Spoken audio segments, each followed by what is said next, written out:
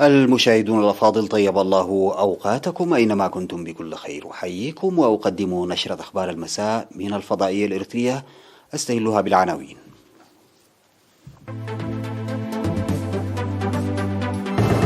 وفد إريتريا على المستوى يسلم رسالة الرئيس إسياس أفورقي لرئيس مجلس السيادة السوداني. وزارة العمل والرعاية الاجتماعية تعلن أن الرعاية الاجتماعية من أولى الأولويات. إصابة مواطن واحد بفيروس كورونا اليوم. البرلمان الباكستاني يصوت بالموافقة على حجب الثقة عن رئيس الوزراء. الرئيس المكسيكي يفوز في استفتاء على بقائه في منصبه. إصابات كورونا العالمية تقترب من نصف مليار إصابة. السلام عليكم ورحمة الله. سلم وفد إريتريا على المستوى الذي يتكون من وزير الخارجية سيد عثمان صالح ومستشار الرئيس سيد يماني قبر آب الزائر للسودان، سلم رسالة من الرئيس إسياس أفورقي إلى رئيس مجلس السيادة الانتقالي السوداني الفريق أول عبد الفتاح البرهان اليوم 11 من إبريل. وأكدت رسالة الرئيس إسياس أفورقي على ثقة إريتريا القوية في تجاوز السودان بقيادة الفريق أول عبد الفتاح البرهان الأزمة السياسية والاقتصادية والأمنية. وشكر الفريق أول عبد الفتاح البرهان الرئيس إسياس أفورقي، وأوضح بالرغم من المصاعب الداخلية والخارجية فإن العمل جار لتنفيذ اتفاق موسع يؤدي إلى مرحلة انتقالية ناجحة. وبحث الجانبان العلاقات الثنائية والتطورات الإقليمية. والتقى وفد إريتريا مسبقا بنائب رئيس مجلس السيادة السوداني الفريق أول محمد حمدان دقلو ووزير المالية الدكتور جبريل إبراهيم، وبحث تعزيز علاقات التعاون والشراكة. وحضر اللقاء سفير إريتريا في السودان السيد عيسى أحمد عيسى.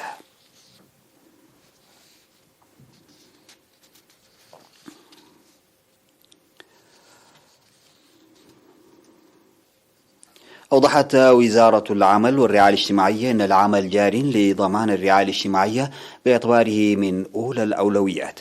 وأفاد المدير العام لقسم الرعاية الاجتماعية في الوزارة السيد محرتاف السهية تأهيل 131 أسرة ترعى الأيتام بأكثر من 1.3 مليون نقفة في المجالات التي اختارتها، وتقديم الغذاء المتكامل وأدوية الإطالة ل 1170 طفلا مصاب بفيروس HIV بقيمة أكثر من 5 ملايين نقفة.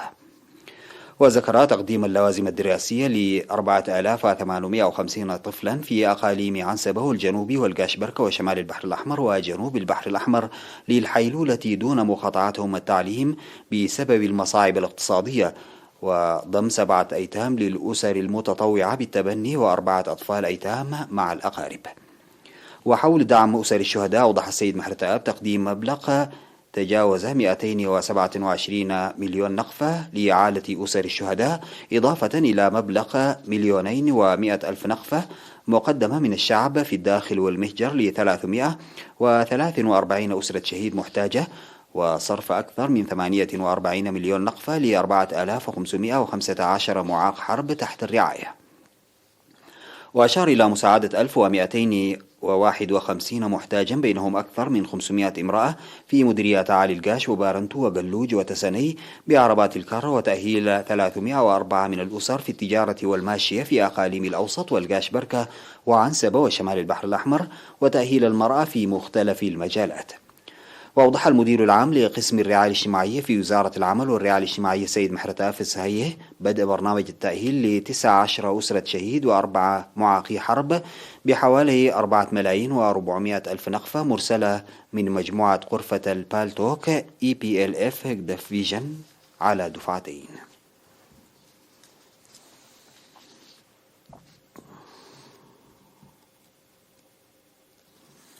أوضحت وزارة الصحة بأن الفحوصات المخبرية التي أجريت اليوم في الإقليم الأوسط أظهرت إصابة مواطن واحد بفيروس كورونا من قحوته. بهذا بلغ عدد المصابين بفيروس كورونا في البلاد حتى الآن 9732، شفي منهم 9625 وتوفي 103، فيما لا يزال 4 مرضى يتلقون الرعاية الصحية في المستشفى. وزارة الصحة 11 من إبريل 2022. أعلن الاتحاد الوطني للشباب والطلبة تدريب أكثر من 4800 شاب العام الماضي. وأوضحت مسؤولة متابعة الأقاليم في الاتحاد السيدة هيلين أمينة أن الشباب المدربين تم اختيارهم عبر الإدارات، وتدربوا في تربية الدواجن والنحل وتصفيف الشعر وصناعة الفخار والإلكترونيات والكهرباء والمجاري وتقنية الكمبيوتر والتصوير والمونتاج. وأشارت إلى تقديم دورات تدريبية للشباب العاملين في المؤسسات الحكومية بالتعاون مع الكونفدرالية الوطنية للعمال والاتحاد الوطني للمرأة في مجالات الموسيقى والفولكلور والمسرح وهندسة الصوت وصيانة الكمبيوتر واللغة العربية وتقنية الكمبيوتر وغيرها. وذكرت تقديم التدريب أيضا للشباب في الكليات لتعزيز مساهماتهم في المجتمع بالإضافة إلى التوعية لمكافحة وباء كورونا.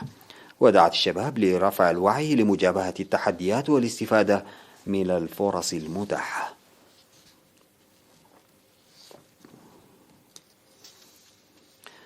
قال مدير مدرسة أسمرة للموسيقى السيد دانييل ولد غبرييل إن المدرسة تسهم في تخريج موسيقيين ورفع قدرات الموسيقيين القدامى.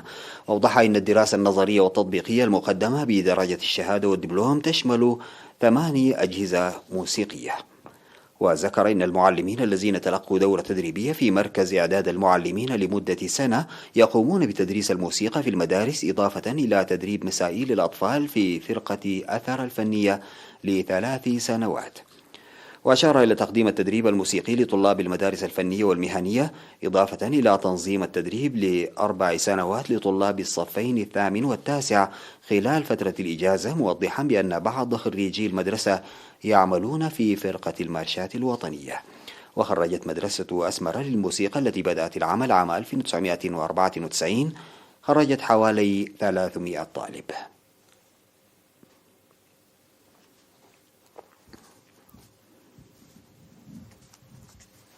بعد الفاصل سيداتي وسادتي أعود بالأخبار الخارجية.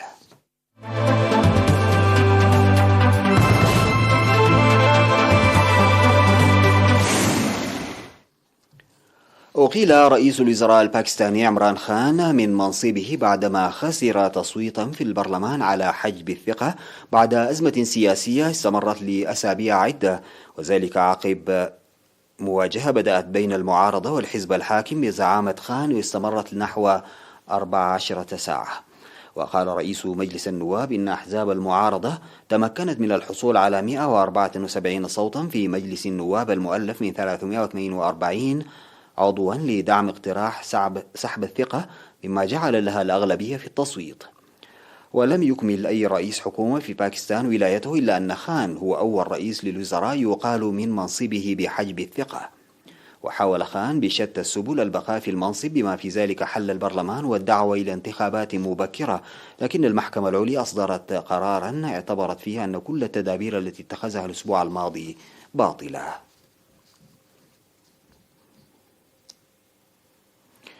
في اقتراع عرف إقبالا ضعيفا من قبل الناخبين، أظهرت نتائج أولية فوز الرئيس المكسيكي أندريس مانويل لوبيز أوبرادور في استفتاء أجري حول ما إذا كان ينبغي عليه الاستمرار في منصبه وإكمال ولايته أو التنحي.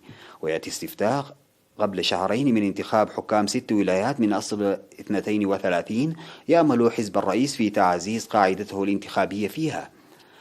ودعي نحو 93 مليون مكسيكي للمشاركة في هذا الاستفتاء الذي لم يكن ليشكل أي خطر على رئاسة أوبرادور، كونه يحظى بنسبة تأييد تقترب من 60%، وحتى أن الرئيس اليساري نفسه كان من أكثر المتحمسين لإجرائه. ويتهم المعارضون الرئيس أوبرادور بأنه يريد الاعتماد على الاستفتاء للتخطيط لإعادة انتخابه. وفي مواجهة الوباء والركود الاقتصادي لعام 2020 يلتزم الرئيس اليساري بسياسة تقشف ترفض أي ديون.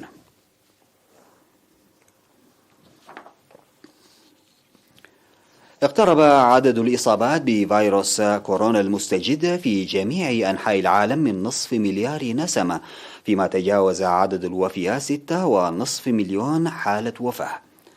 فقد أظهر إحصاء لوكالة رويترز أن أكثر من 496 مليونا و430 ألف نسمة أصيبوا بفيروس كورونا المسبب لوباء كوفيد-19 على مستوى العالم.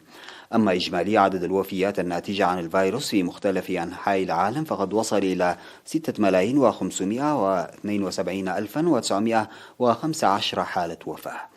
ووفقا لإحصاء رويترز فقد تم تسجيل إصابات بالفيروس في أكثر من 210 دول ومناطق منذ اكتشاف أولى حالات الإصابة في مدينة ووهان وسط الصين في ديسمبر 2019.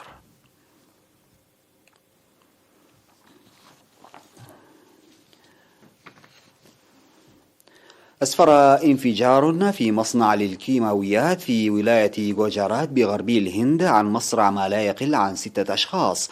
ووفق السلطات الهندية فإن الانفجار الذي وقع في مركز لوحدات تصنيع الكيماويات والبتروكيماويات في منطقة داهيج الصناعية بجوجارات تسبب في حريق هائل تمت السيطرة عليه لاحقا. وتقول السلطات إنه لم يعرف حتى الآن سبب الانفجار، لافتة إلى استمرار التحقيقات لكشف ملابسات الحادث. وذكر مسؤولو الإطفاء أنهم سيطروا على ألسنة اللهب في مصنع أوما أورجانيك الذي يبعد 230 كيلومترا جنوبي مدينة أحمد أباد التجارية بالولاية.